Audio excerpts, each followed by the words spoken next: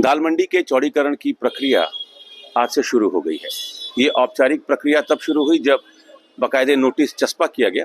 16 अक्टूबर तक का समय दिया गया है कि डॉक्यूमेंट के साथ आप पीडब्ल्यूडी के ऑफिस पहुंचे।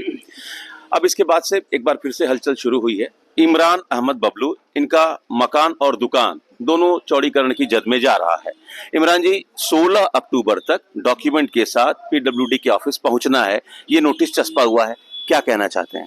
देखिए श्रीमान जी, अभी हम लोगों ने अभी जो नोटिस चिपकी गई है वो नजूल की प्रॉपर्टी पर चिपकाई गई है। कहा गया है नजूल की ये प्रॉपर्टी है।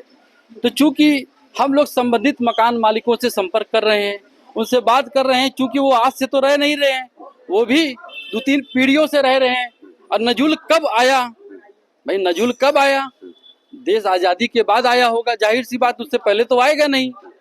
तो हमारा कहने का मतलब है कि आप ये सवाल करें कि कम से कम जो चौड़ीकरण की बात की जा रही है, विश्वनाथ मंदिर धाम के श्रद्धालुओं की सुविधा के लिए, क्या किसी भी धाम की श्रद्धालुओं की सुविधा के लिए 10,000 दुकानों को उजाड़ा जा सकता है क्या?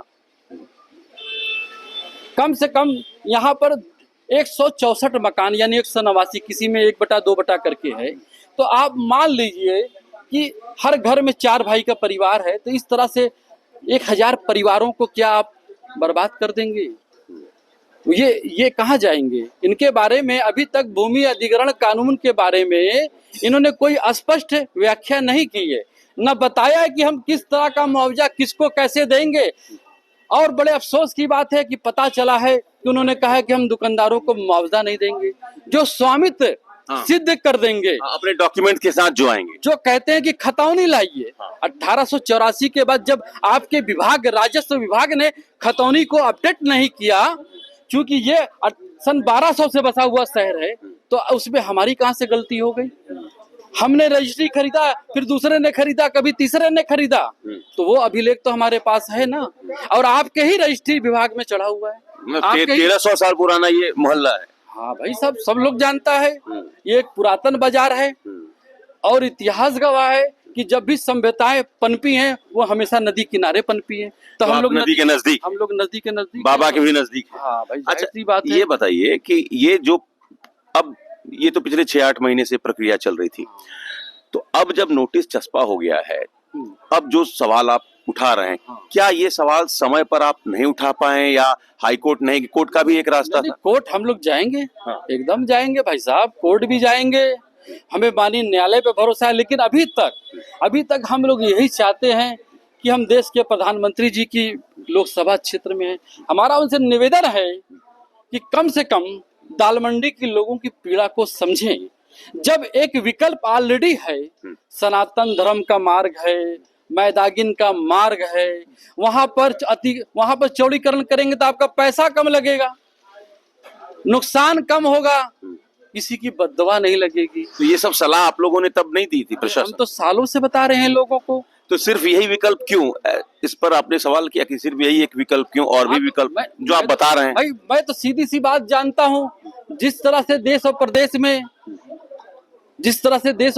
में चल रहा है, शायद हम लोग भी उसी का शिकार हो गए हो, यही कहा जाएगा। मुस्लिम पॉलिटिक्स जो आप कहना चाह रहे हैं? मैं क्या कहना चाह रहा हूँ, आप तो देख सकते हैं हमारे भाई। उनका एक जो लॉजिक है, तर्क है, कि जो ये इस गली के चौड़ा होने से, चौड़ीकरण होने से जो वीवीआईपी आते हैं वो डायरेक्ट गेट नंबर 4 तक पहुंचेंगे। तो मैदागिन से आते हैं तो चौक पे क्यों नहीं चौड़ा करते हैं? चौक को क्यों नहीं चौड़ा करते? आज तक आपने नहीं चौड़ा किया। क्या मतलब हेलीकॉप्टर लाएंगे क्या? बीच में आपका मैदागिन लौरा भी नहीं पड़ेगा क्या? हेलीकॉप्टर से लैंड करेंगे क्या? या रोपवे का सेंटर बनाएंगे क्या? तो दाल मंडी के लोगों के साथ ज्यादती हो रही है, आपको लगता है? अगर आपको मुझे तो लगता है, अगर आपको लगता है कि नहीं लगता, आप तो पत्रकार हैं, लोकतंत्र के चौथे खंबे हैं।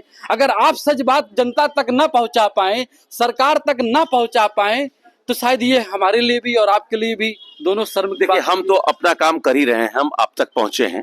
जब नोटिस चस्पा होने की प्रक्रिया शुरू हुई, हम आप तक पहुंचे। मुझे ये बताइए कि दाल मंडी के चौड़ीकरण के बाद जो 184 मकान दुकान हटेंगे, आपने बताया कि 10,000 लोग इससे प्रभावित होंगे, किसका नुकसान है? 10,000 लोग सिर्फ नहीं प्रभावित होंगे मेरे भाई, 10,000 तो लगभग दुकानें हैं।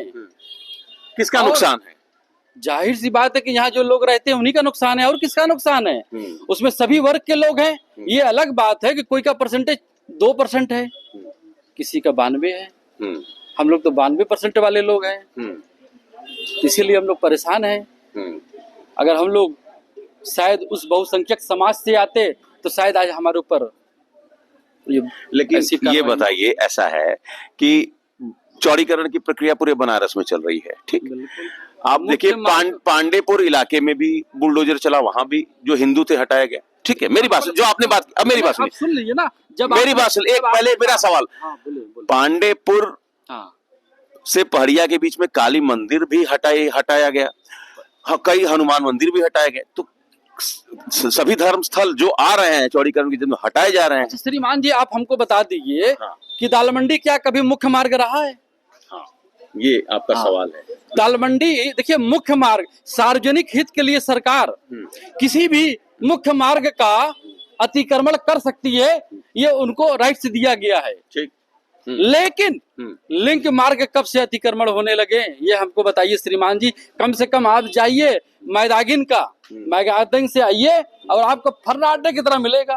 अरे भाई, आप जनता के लिए बने हैं, लोकतंत्र में जनता ही मूल होता है, तो आप जनता की सुविधा के लिए ना काम करेंगे। आखिरी साहब, क्या आप कहना चाहते हैं? अब तो चस्पा नोटिस चस्पा शुरू हो गया है, क्या कहना चाहते हैं? हम आज भी देश के प्रधानमंत्री जी से, उत्तर प्रदेश के मुख्यमंत्री जी से हम कहना चाहते हैं और उनसे निवेदन है कि श्रीमान जी कम से कम जाके लोगों के दिलों के बारे में जान लीजिए कि यहाँ लोग कितने दुखी हैं।